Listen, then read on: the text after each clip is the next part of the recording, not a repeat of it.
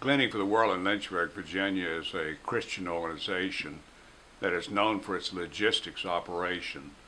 When we found out there were 369,000 refugees from Syria that had gone into Europe trying to find a location where they could live and have a better life, we immediately were able, through Thomas Road Baptist Church, to contact Dwight Portermiller, who was a missionary there for a number of years.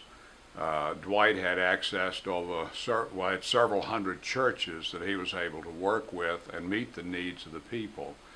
When we talked with Dwight, the first thing they needed immediately was food.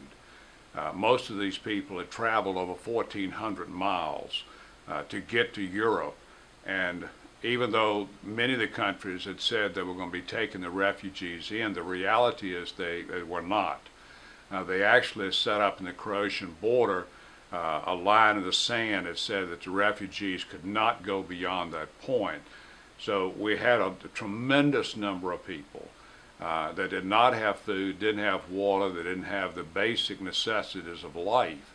And some of these people, particularly the elderly, the young, were showing up in just thousands. There were in Hungary alone, there were 3 orphanages that were asked to take these refugee children in whose parents had died en route or who were there just simply by themselves.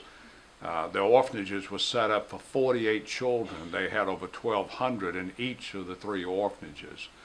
So we saw a desperate situation, and with Dwight's contacts in Europe, we were immediately able to send funding, and they were able to purchase 20,000 meals of food there in Hungary and immediately distribute those out to the people. That kept a number of them alive until other resources could get there.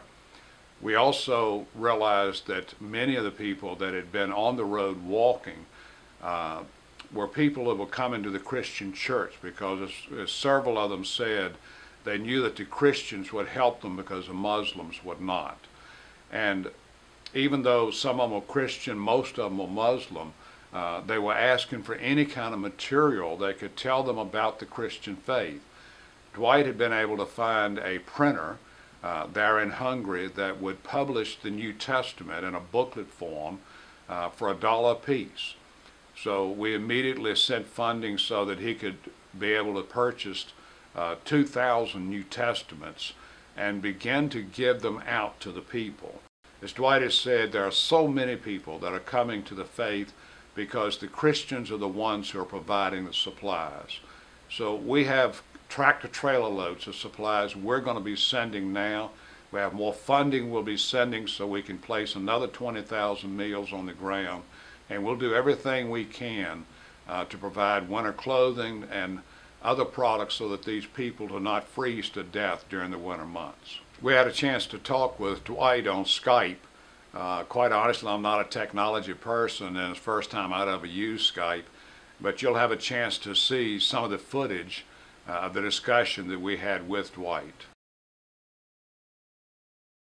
Is Germany sent out this invitation, didn't realize what they were getting themselves into, and they very quickly saw that, and we're not going to be able to handle this tidal wave that's coming to us. And so they temporarily shut their border, put up border controls, because up to this point you could just sail right across the border from Austria into Germany because it's all part of the EU, just like going from Virginia to West Virginia. Well, now all of a sudden this is like all of a sudden, North Carolina says, well, we're going to put in border controls and check cars and documentation of people coming from Virginia. It's that kind of deal. Now all of a sudden they haven't had that in years. And so they've done that, and it's basically been a domino effect all the way down. So all these other countries are doing the same. So what they're doing effectively is backing them up into the Balkans. My best estimate of what I saw, young families would make up about 40%. We saw a lot of kids or young couples. I would say the greatest need of these people is first and foremost their spiritual need. They are being brought here, I believe, in a kairos, fullness of time type moment. God is orchestrating this for his kingdom purposes. I truly believe that. And so I would say this is an unprecedented opportunity for us to reach in and help meet that need, whether they realize that that's their need or not. Certainly the physical needs, food, clothing, shelter for these people is an immediate need, but their greatest need is obviously the love of Jesus Christ and the message of his salvation through a personal relationship with him. That is by far their greatest need, and that is what our teams are focused on. That's what we want to see ultimately happen.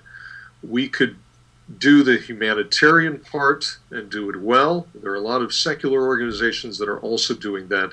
If that's all we do, then we're not really getting to the fundamental and greatest need that they have, and that is Jesus. On behalf of our family and our teams, we just want to say a huge thank you to help us meet the need of these people who are desperate, both with humanitarian needs that they have, but more importantly, the need that they have for the love and the message that can only be found in Jesus Christ. And you have had a significant role in helping us to meet that need. And so we just want to say thank you and continue to pray with us for wisdom as we use these resources over the next several weeks to reach out to these people. You are true partners with us in this endeavor.